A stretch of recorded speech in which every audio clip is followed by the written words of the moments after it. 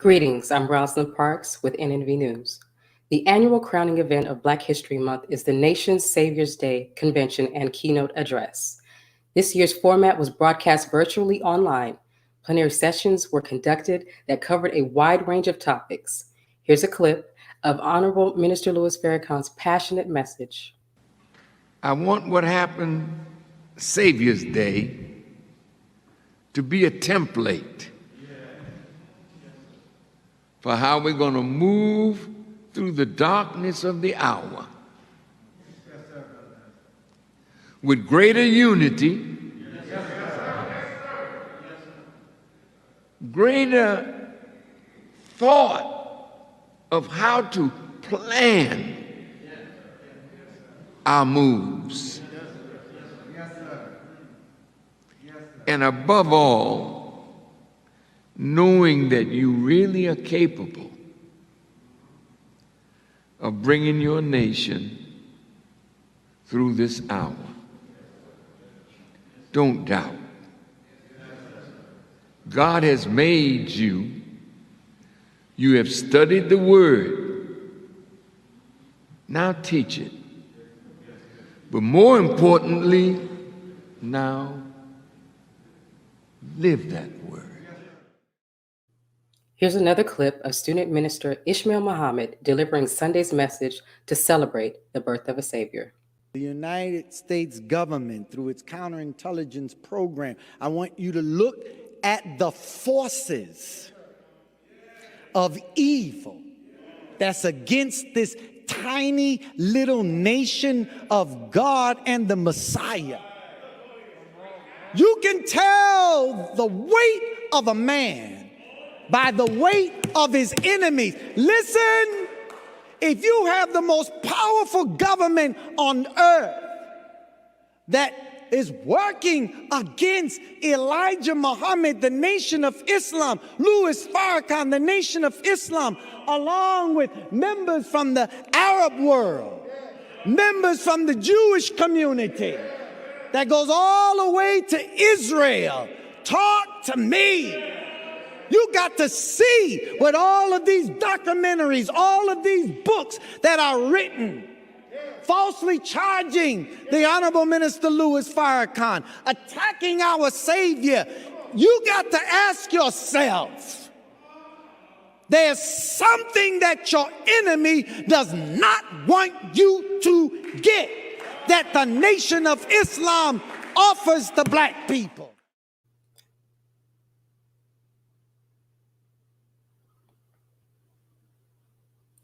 To view more on this year's 2021 Virtual Savior's Day Convention, visit NOI.org. In world news, America's errant foreign policy dictated by its shadow government has moved President Joe Biden and the United States into another war. After just a little over a month in office, airstrikes bombarded Syria. The U.S. has now been at war 227 out of 245 years since its beginning in 1776. Syria said the airstrikes were a cowardly act and urged Biden not to follow, quote, the law of the jungle. An Iraqi militia official close to Iran said the strikes killed 1 fighter and wounded 4. U.S. officials said the strikes were limited in scope to show Biden's administration will act firmly while trying to avoid a big regional escalation. Meanwhile, U.S. lawmakers from both political parties welcomed the strikes, but a number of Democrats questioned the legal justification under which they were carried out and the continuation of military operations in the Middle East. It is amazing how Joe Biden became president less than 2 months ago, and he has already kicked off another war.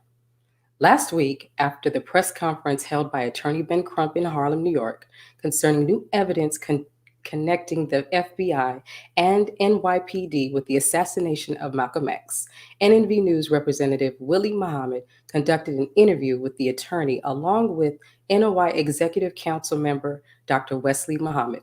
Here's a Crump. The press conference on Saturday, in my humble opinion, was one of the most important moments in the history of this journey post February 21st, 1965. This journey to understand what happened on that day and to identify those who are responsible for what happened on that day.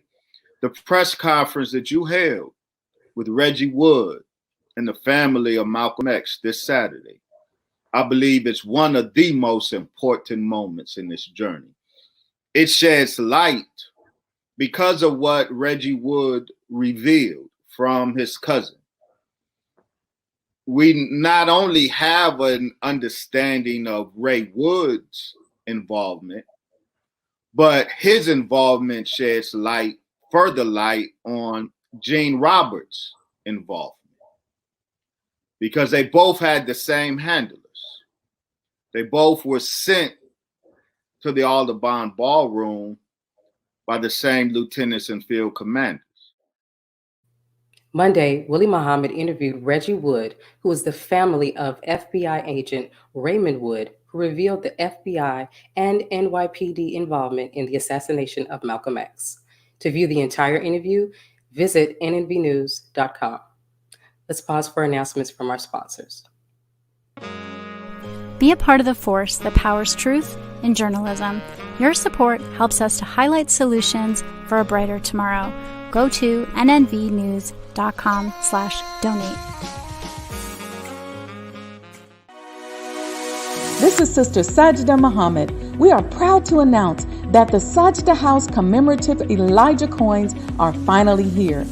This priceless heirloom, made from recycled copper from the messenger's home, is now available at sajdahhouse.com. The hashtag Bank Black social media campaign made strides not only in revolutionizing how we bank, but also how we think. The movement inspired thousands of African Americans across the country to transfer or deposit millions of dollars into Black-owned banks. These are banks that will invest in urban communities, employ African Americans, support Black businesses, and inspire Black home ownership. This is a very proud moment for our culture as we are taking small but significant steps towards building Black power through Black wealth.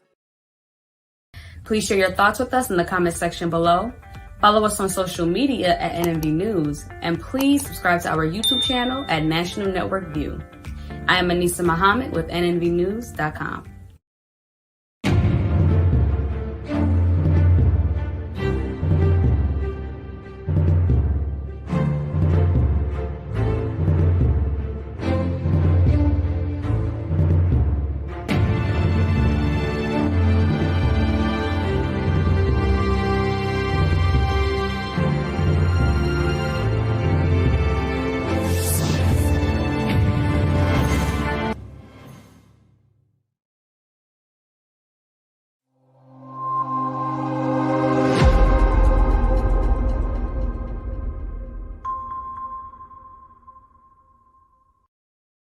Chicago is the national center for the nation, full of rich history in the foundational building of the NOI. One structure that is well known is the National House or Palace, which is the home of the Most Honorable Elijah Muhammad. His national representative, the Honorable Minister Louis Farrakhan, also takes residency there, but not many know about the structure next door. This is going to be called Sajdah House, and it's going to be a historical home that's going to display the Honorable Elijah Muhammad, and it's going to be a museum. Entrepreneurs is going to come here to learn and do seminars. It's going to be dope. The great Sister Wendy in person. Look, now, wait a minute. I got to do it. We go all the way. Way Y'all want to back. see these? Check this out before y'all go. I just found a foundry that's going to melt some of the old copper on the house. We're going to make Elijah coins. They look like this. Wow. You're going to have his face on it? Yeah, on the front and the house on the back. For Elijah Muhammad and the National House of the Nation of Islam. I named it Sajdah House, and the minister said, Sister Wendy, Sajdah is a good name for you and for the project. So he said a lot of great things, but so I said, okay, yes, sir. I'll take that name. I'll take it. So That's in the Quran. The former home of the Most Honorable Elijah Muhammad is being rehabilitated right next door to the palace that the messenger built from the ground up. To speak with us today is the great sister who is manifesting the idea to make this monumental home a museum for the world, Sister Sajdah Muhammad. Assalamu alaikum. Assalamu alaikum, Sister Sajdah. Thank you for having me. Thank you for joining us. First question. Sister Sajdah, how did this all come about? You know what I like to tell people is that Allah backed me into a corner. I walked into my office where I'm sitting here now. That picture is from downstairs in the micro hospital that I'm a real estate developer and a business developer. And up pops the house on one of the auction sites that I subscribe to. And I approached it with trepidation because, to be honest with you, I knew it would change my life. And I was thinking I could procrastinate it out a little bit. I had known that there were other efforts to purchase the home. So I started making phone calls and texts saying, hey, what's going on? Y'all got it? Because what was burning in my head and it just came crashing down on me was that now I've seen it and I can't walk away. And so through the course of that process, I don't know how much detail you want me to go into, but through much pressure from my business partner and my brother, they really just kept pressing me because I was really trying to run away from it, to be honest with you. But at the same time, my conscience was saying, I seen it now. I can't just turn the computer off. I can't just walk away. And it really became a test of my belief. And so I accepted it. And I was right. It has absolutely changed my life. And I'm just excited. I embrace it 100%. Good. Well, what features will be, what will the features be for this project, and what are the details of the museum? So it's a cultural center, or like a museum house is what you can call it. And that's an old picture before we started doing some of the exterior work. Basically, it's sacred space. It is the most important piece of property in modern day Black history. There are more leaders and civil rights icons that have met, dined, and convened in that home than any other piece of property in modern day Black history. Okay. Not only from the Honorable Minister Louis Farrakhan and the Most Honorable Elijah Muhammad, but the Reverend Dr. Martin Luther King Jr., Mrs. Coretta Scott King, Ralph Abernathy, Hosea Williams, Senator Adam Clayton Powell, Muhammad Ali, Malcolm X, Mrs. Betty Shabazz, Mr. Sam Cooke. I could go on and on. James Baldwin had dinner there. Members of the 1968 Democratic Convention delegation were there. So you name it, Stokely Carmichael, you name it. And so that's what makes it the single most important piece of property. So it's sacred space for our culture. And so what we're doing is honoring that sacred space. And of course, honoring the Most Honorable Elijah Muhammad and enshrining the Honorable Minister Louis Farrakhan there with his spiritual father. And so how are we going to do that? People will have an opportunity to come there and see what was built from that home. So we have a beautiful sculpture that's going out front called the Cracked Atom sculpture that was inspired from our lessons. It's 7 members of the African diaspora coming together, touching a cracked atom. There's lots of symbolism there. The idea is to use the house as a symbol of unity, not only of the African diaspora, but the continent. Inside the home, we are working on a digital display throughout the house called He Lives. And so as you move throughout the house, there'll be, God willing, 3D projections and places where you can literally go and stand next to a life-size digital image of the Most Honorable Elijah Muhammad or Malcolm X or Muhammad Ali or anybody that we decide to showcase. We are really excited because we just finished the design from some inspiration that I had on the kitchen, and we're going to call it Mother Clara's Kitchen. When I first got the house, the kitchen had been gutted by a previous owner. And from what everyone in the nation knows about Mother Clara, she didn't play about her house and about her kitchen and her countertops.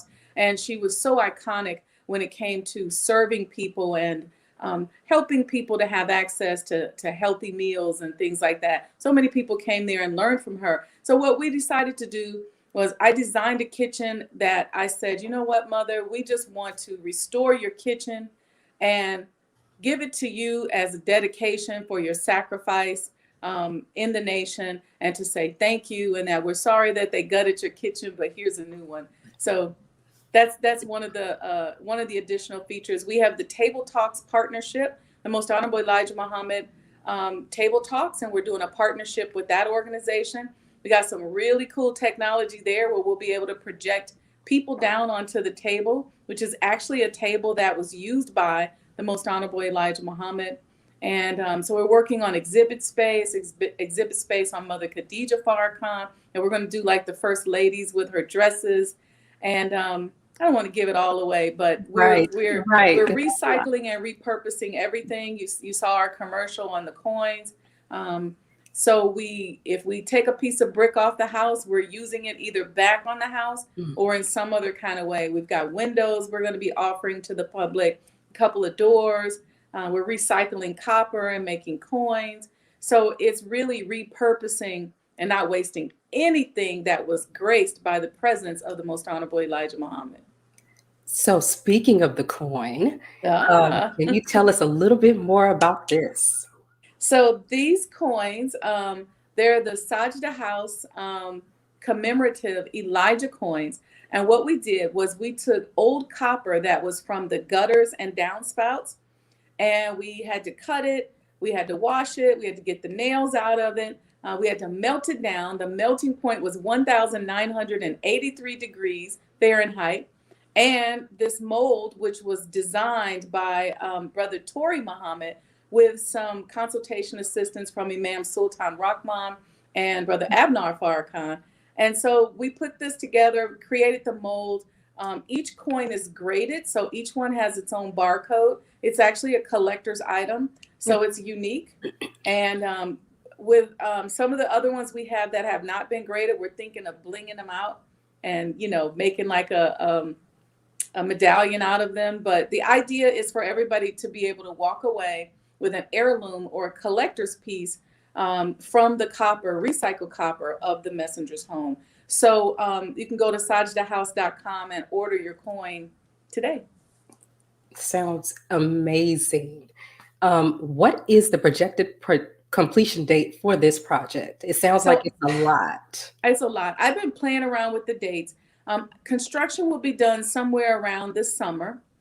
And we'll see where we are. It's our project. We can delay it until the anniversary of the messenger's birth, or we may start this summer. But once construction is done this summer, we'll have a better idea. But it will, God willing, be this year for sure. And I'm hoping by summer. But we got a lot to do, a lot to put together. We're working hard on it now. And it's just exciting. It's a life-changing project and responsibility that I'm just so grateful for. Now, you mentioned a lot of Black history, a lot of historic names that have passed through that house. Will there be any photos or images of them or any other members that you'll be featured in that house? Yes, the beautiful thing about using technology is that, number one, we don't have to impact the walls of this sacred space, right? And so on the technology, a lot of these are 3D screens and things like that, and we'll be able to change those displays as we see fit.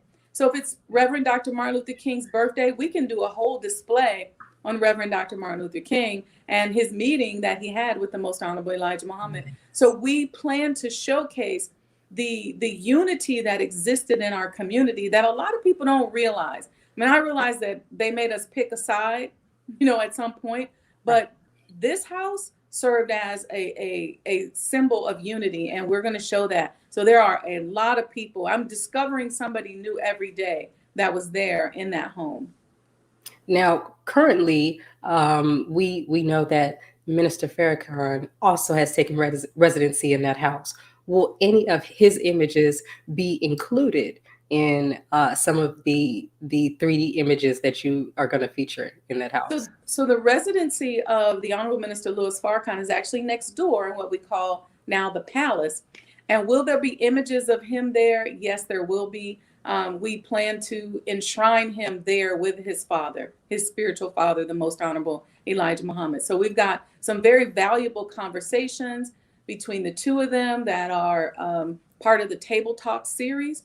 And, we get that right, we'll be able to project them down on the table, and you'll get to hear as you tour the house when you get to that room, some of those conversations. But yes, there will be photos and images of him there.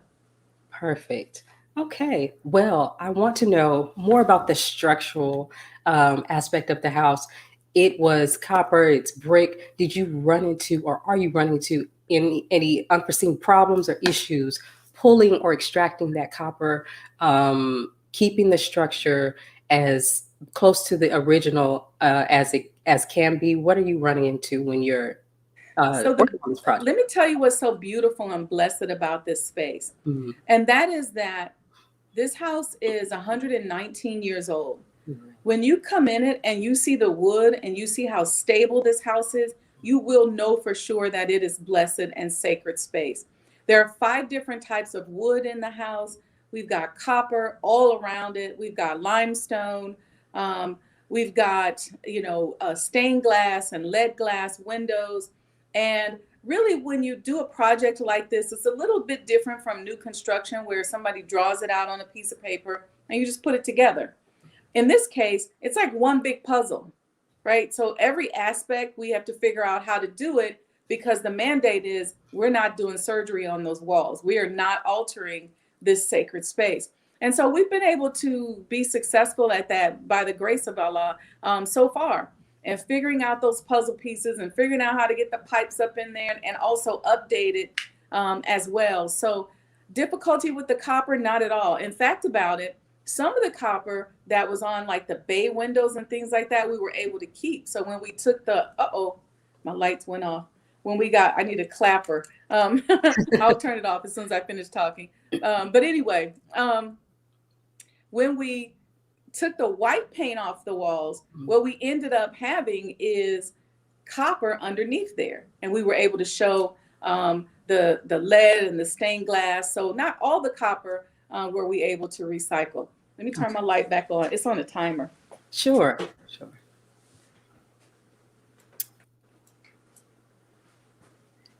All right. Uh-oh. We see you now. All right, I'm back. All right. I have one last question for you. Sure. Can you tell us a little bit more about the Muslim Business Directory?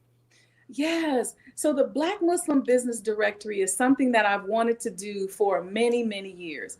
When I first moved to Chicago, I came in the nation in Indianapolis, Indiana, and I was moved to Chicago by the National Secretary's Office and the then National Accountant. And one of the things that we spent so many hours talking about was business development for the nation, doing for self, separation. I literally have been studying this my entire adult life. And so my thought was, in coupling with my Mind of an Entrepreneur movement that I created in 2008, really to help people with mental strategies so that they can navigate the world of business. Because for myself, I was educated, I had all the technical skills, but I struggled because just mentally, I just wasn't there. I had a problem selling because I didn't really want to sell, and I just couldn't get over certain hurdles. And so once I started to have those victories, I said, you know what, I want to share this wisdom and knowledge. And so with that, marrying that with the Muslim ecosystem, my contribution to that is developing the Black Muslim Business Directory, or the Mind of an Entrepreneur Black Muslim Business Directory. So it's more than just a directory. We do coaching, we do consulting, free coaching and consulting. We do networking. I kind of act as like an ambassador between the companies, bringing companies together, referring people. The idea is to put some energy and robust energy around the Black Muslim business ecosystem. Because at the end of the day, and I've done business all around the world, people who know how to conduct themselves in a certain way are much easier to do business with than those who don't. And I believe that business people in the Nation of Islam, with the teachings, can be leaders in the business world. And one of the things that I've done in my businesses is that I've been blessed to be able to take the teachings and infuse them into policies and procedures and processes so that And I know it works. I've seen it work. I know it works, and I've had success at it. So it's something that I've got some experience at, and I'm just excited about. So that's what it is. You are certainly very busy, and we are thankful for all of the work that you are doing with Sajdah House and with the Muslim Directory. Thank you for speaking with us, Sister Sajdah. We will have you back here at National. I look forward to it. Don't forget to get your Elijah coins, everybody. All right. We will be right back after a word from our sponsors. Be a part of the force that powers truth in journalism. Your support helps to combat false media. Cash App NNV News. This is Sister Sajdah Muhammad. We are proud to announce that the Sajdah House commemorative Elijah coins are finally here. As we renovate and restore the former home of the most honorable Elijah Muhammad, we have recycled the old copper gutters and downspouts and created a 1 ounce 39 millimeter coin made of 100% pure copper. Each coin is professionally graded and has its own barcode and registration number. This priceless heirloom, made from recycled copper from the messenger's home, is now available at sajdahhouse.com. Worldwide, 24 hours a day, 7 days a week. Download the Final Call radio app and take us everywhere. On your phone, on your computer, on your tablet, on Instagram, Facebook, and Twitter. You can also log on to finalcall.com and click the Listen Live button, or finalcallradio.com. Final Call Radio, the official voice of the Honorable Minister Louis Farrakhan and the Nation of Islam. Thank you for tuning in to NNV News. Please share your thoughts with us in the comments section below. Follow us on social media at NNV News, and please subscribe to our YouTube channel, National Network View. This is Clifton Muhammad with NNVnews.com.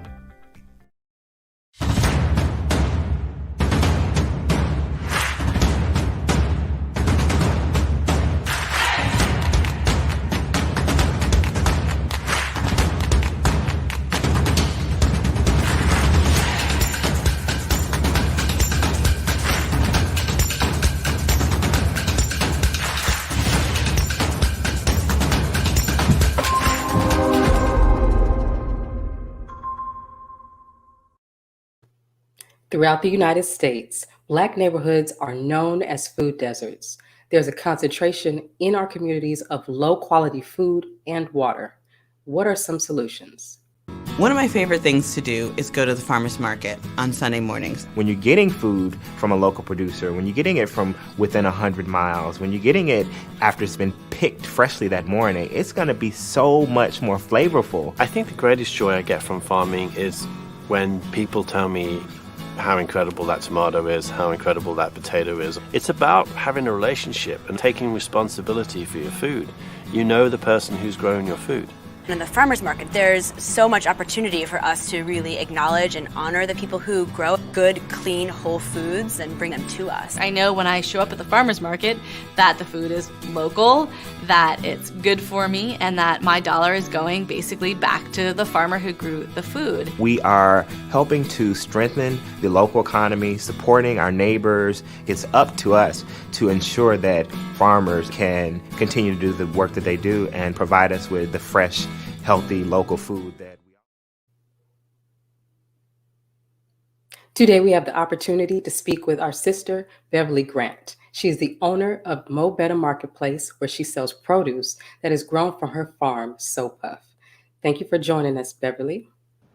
Well, thank you so much, and I'm honored to be here. It's so exciting to talk about my favorite thing. We're glad to have you. I do have a good set of questions for you. First, food literacy, environmental stewardship, and social responsibility are the three principles on which the market was founded back in 2011. Can you speak to us? Oh, yeah, that's so easy, donuts. Well, first, when you brought up about food deserts, those are areas that are under-resourced. A lot of times the neighborhoods are toxic, And the people that live in those neighborhoods are disconnected from being able to access fresh foods. And a lot of them utilize SNAP, which is a name for food stamps, as their food currency. And then that further limits access to good quality foods for those folk. So my inspiration for starting the farmers market was to bridge this gap between people accessing substandard foods and accessing fresh foods. But then looking at the health disparities that exist within our community. So many of them exist because of the consumption practices we have of consuming terrible foods or foods that are not really, we're calling it food, but it's truly a product, like things out of boxes and packages, fast foods, microwave magic, things like that, ramen noodles. And so food literacy was a term that I coined to describe the cycle of food, which is from the seed to the stomach. And because I'm also a grower, then I'm able to engage people literally from that seed phase throughout the season to the harvest. Then we have farmers markets that pop up all around Black neighborhoods in Denver that, we have a myriad of price points. We have a donation program. We have a double up program, which for people that shop with SNAP, you just became one of our priority customers. And any purchases that people make up to $20 are literally doubled. So if you spend $10, you get $10 in produce free. If you spend $20, you've suddenly got $40 of free produce. And so the double up program is available in most states. Then when I think about environmental stewardship, this is a way to get us reconnected to the land, to get us thinking about, where did this food come from? In the clip leading up to me, a gentleman talked about local food being within 100 miles. I hope to decrease the miles to under 5 miles from where it's been sourced to where people access the food. So it's supremely fresh. And in some cases, we've set up farm stands right where we grow. So we literally harvested it right there and brought it to the farm stand. The other thing that I want to talk about is when we're disconnected from the origins of food, we're also kind of disconnected from environmental stewardship. Every one of us is a natural born steward, but we're disconnected from that, born purpose, living in the city, not really having a good relationship to healthy food. And so the programs and my approach connect people to every single facet of food from the seed to the stomach. That also includes culinary education, because people say, I don't know what to do with this. And so I take an Iron Chef approach, meaning whatever's in inventory in the market at any given moment, we have a food demo to show you how to do that. Then another thing that I have focused on is fast food. And I've created an entire series of cooking classes that we offer at no cost during the farmers market season to show people that from preparation to the plate, it could be in 20, 30 minutes. And in a lot of cases, that's way quicker than going through the drive-through or waiting for Uber or something to bring you something that's not even healthy. Right.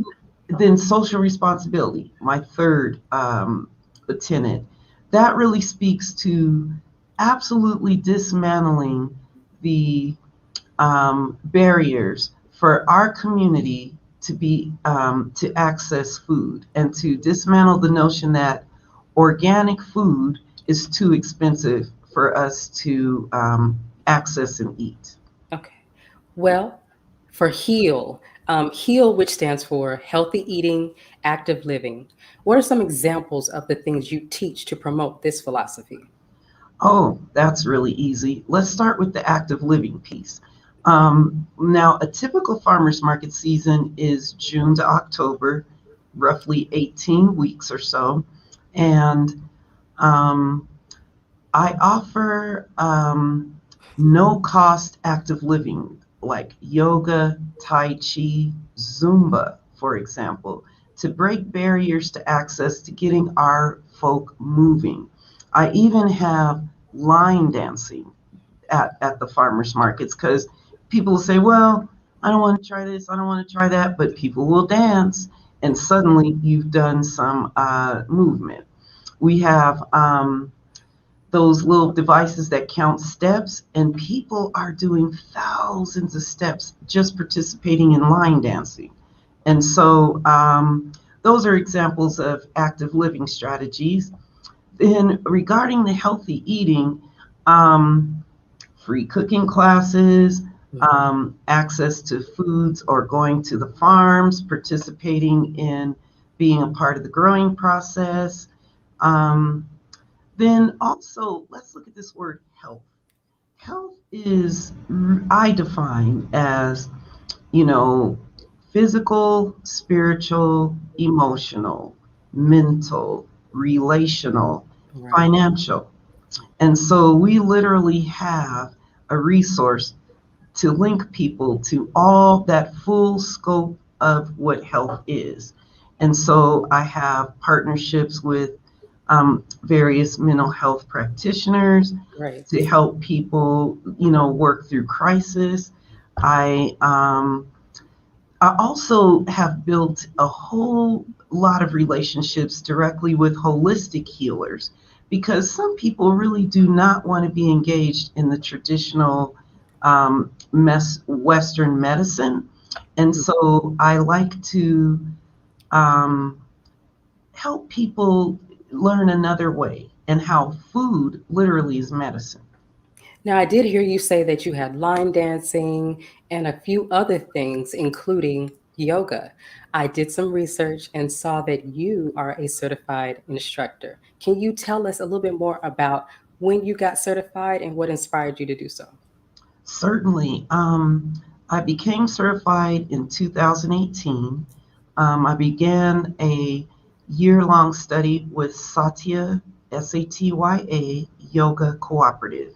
It is the first cooperative of color in the country for yoga instructors, and I'm happy to be a founding member.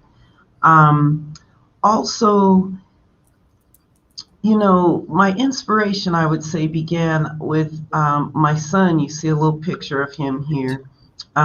We started practicing yoga together when he was in kindergarten. And then in 2018, literally 1 month after I graduated from my yoga certification, he was killed. And so yoga became a way for me to deal with my grief, move forward in life, and to ground and heal.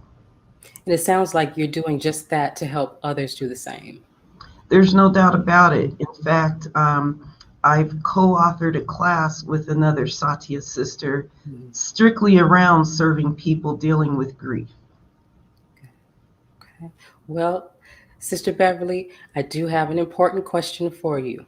If you had a blank check and you were able to use those funds to help either the farm or the marketplace in any way you could, what would you do with that check? Well, one of the first things I would do is to create some more refrigeration, because refrigeration becomes an issue and we need more of that during harvest time. Then I would create what I call a appliance bank that contains juicers, blenders, and crock pots that I could literally give community members to break that barrier to access, to get them using these tools at home to improve their health. Additionally, I would like to create a bank for yoga supports, things like bolsters, blankets, blocks, straps, which are things that are utilized in practice to support people to stay in poses.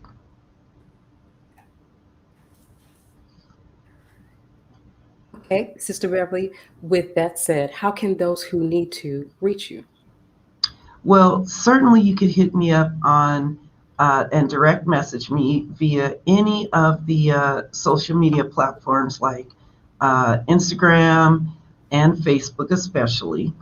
And, you know, you'll see I'm very responsive. If people have questions, if people want to visit, you know, easy donuts. Perfect. Thank you for speaking with us here at National Network View News, Sister Beverly, and congratulations on the farm and the marketplace. Well, thank you for having me and allowing me to share my story. Thank you. We'll be right back. Be a part of the force that powers truth in journalism. Go to nnvnews.com/donate. Greetings from National Network View. This week's Final Call cover story headlines Savior's Day 2021. How strong is the foundation? Can we survive? The Nation of Islam's first virtual Savior's Day convention was a great success. Entering into 91 years of service, the annual NOI celebration was filled with inspiration. Plenary sessions focused on aspects of the nation's 9 ministries, as well as challenges and solutions facing the Black nation as America's downward spiral continues. Student Minister Ishmael Muhammad delivered the Sunday lecture at the National Center Mosque Maryam to a socially distanced audience that was broadcast to the world through NOI.org. The Honorable Minister Louis Farrakhan surprised the audience, appearing to deliver a special message that lasted a little over an hour. This Final Call number 22 edition middle page features the Honorable Minister Farrakhan. Happy Savior's Day. To read more, subscribe to finalcalldigital.com and tune in to the all-new Final Call Radio. This is the nnvnews.com Final Call cover report.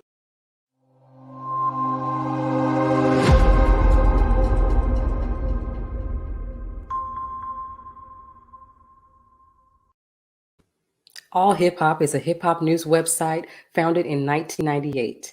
At 5 million visitors a month, it is the world's most popular hip hop website. Essence Magazine has dubbed it the CNN of hip hop. In 2006, All Hip Hop won the Rising Stars Award from Black Enterprise Magazine. Today, we have the honor of speaking with All Hip Hop's own Chuck Creekmur. Greetings, and thank you for joining us, Chuck. Peace and greetings. Thanks for having me. Appreciate you. All right. In your words, what is the mission statement of All Hip Hop? Wow. I think at the root, our mission statement is to chronicle the culture of hip hop. And beyond that, I think our job is to contextualize it, give it some greater purpose, and continue to push forward as a Black owned and hip hop owned company. Now, there was recently an All Hip Hop exclusive about Master P and James Lindsay launching financial homes for underbanked and underbankable individuals. What was that all about?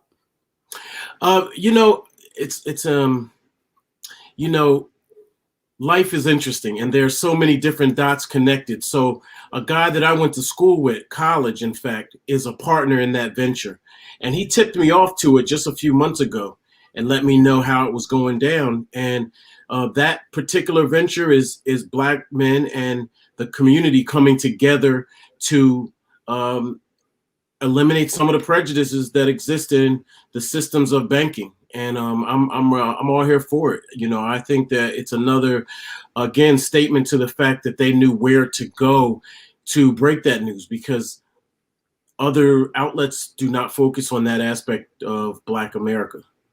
Right. Now, being in production since the 90s. There have been many stories that you have broken for the community. How do you get those stories? Are you privy to the information? How are you always first when it comes to breaking news about Black people in hip hop? Well, we're not always first anymore because of the way the internet works today. But early started out very grassroots, very much a part of the hip hop community. So it was easy to break news at that point because there weren't a lot of people that were in the community. When I say community, I mean hip hop community. I mean in the clubs, in the streets, even in the boardrooms. And we were amongst the people. Now you have to remember, it's hard for people to remember this now, but back in the day, computers and hip hop didn't necessarily go hand in hand.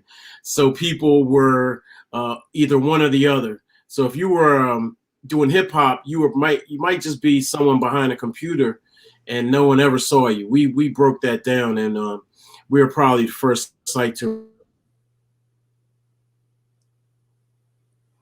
All right. Now, Bun B recently blasted Texas Governor Greg Abbott for lifting the COVID-19 restrictions. Your journalist covered this story, if I'm not mistaken. Can you tell us a little bit more about this report? About what again? I'm sorry, lifting lifting the Texas? COVID-19 restrictions in Texas. And your journalist was one of those who covered that story. So we wanted to know a little bit more about that and your thoughts on it. Yeah, I didn't personally cover that. I did see the headline.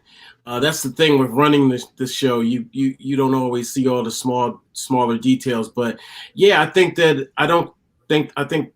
B is speaking out against it. It's very much a hip hop conversation because you have people like Bun B and Trey the Truth who are acting more responsibly than the elected officials. So that is just a testament to the power that hip hop holds.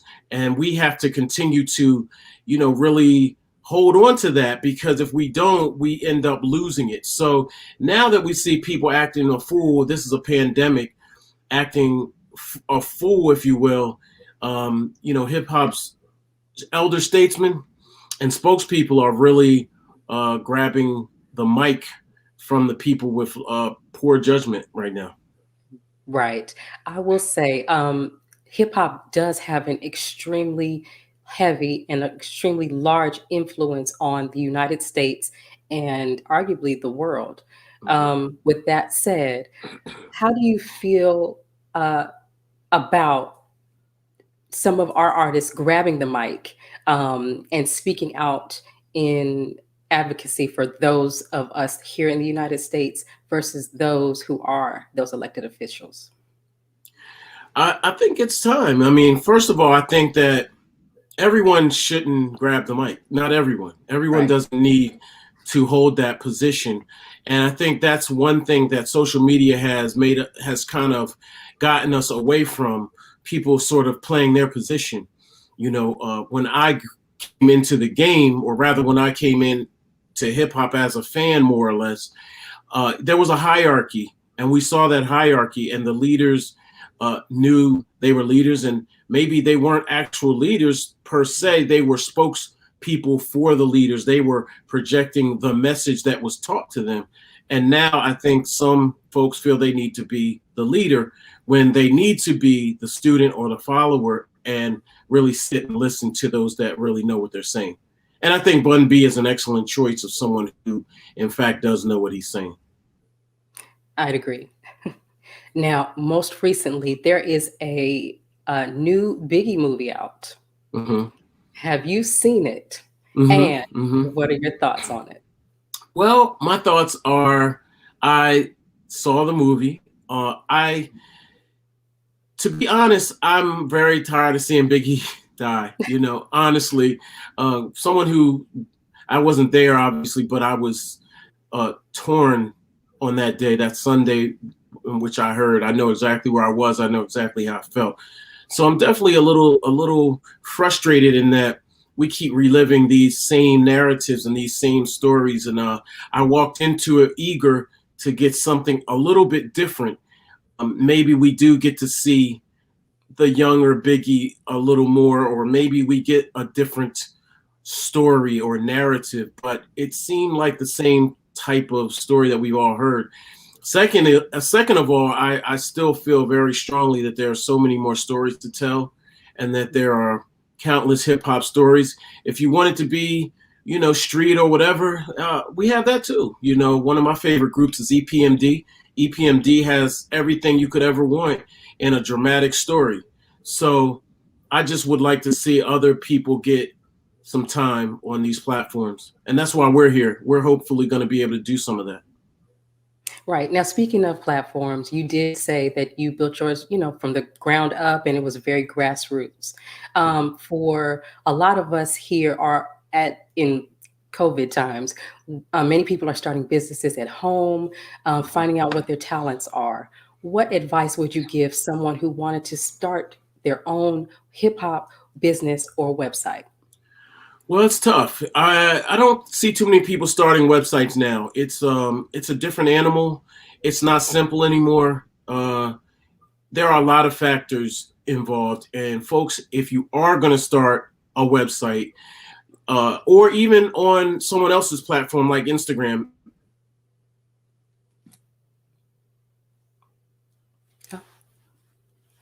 Did we lose you? All right. All Hip Hop is a great platform. Oh, there you are. Oh, I'm sorry. Wow.